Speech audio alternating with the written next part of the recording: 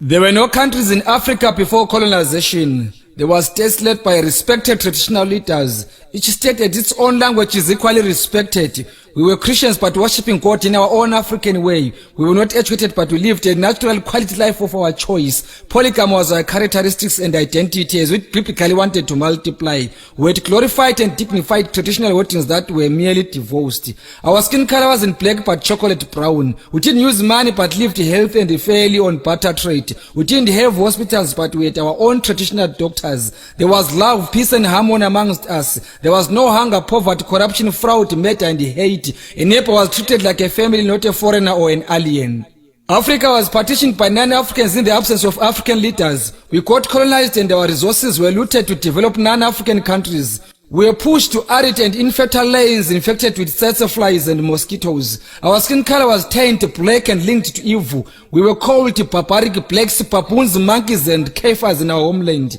We were embarrassed, humiliated, tortured, harassed, beaten and killed to be depopulated. We were intimidated and forced to spy and expose one another. We were Africans in Africa without rights in their homeland. We were Africans restricted on where to go by non-Africans in Africa. We were slaves in our homeland. Our forefathers stood up and fought. We won and got back Africa to us. We called it independence, democracy and freedom.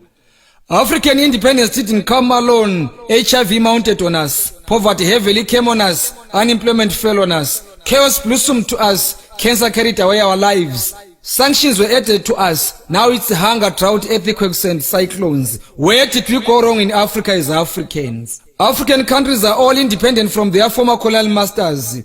Where are the fruits of independence, if I may ask? We now worship God in a non-African way. We are no longer polygamists, we are lesbians and gays. Sodom and Gomorrah was brought to us in Africa by non-Africans. African identity has been suppressed and diluted, polluted and converted. We Africans support non-African football clubs more than our own African teams. English, Portuguese, Spanish and French are our official languages at the expense of our own Bantu languages. We collectively fought together as Africans during our liberation struggle. We were not using visas, passports, emergency traveling documents, permits and asylums. What happened to our unity and togetherness? An African needs a passport and sometimes a visa to visit an African country. An African is annually given 90 days of staying in an African country. An African needs a certain amount of money to be granted permission to visit an African country. An African needs a study permit to study in Africa. An African needs a residential permit or an asylum to stay in Africa. An African needs a work permit to work in Africa. African speaks non-African languages more than their own African languages. Africans are called refugees in Africa while non-Africans are called tourists. Africans are called poachers in Africa while non-Africans are called professional hunters. Products manufactured from African products are unaffordable to Africans. Is this what we call independence in Africa?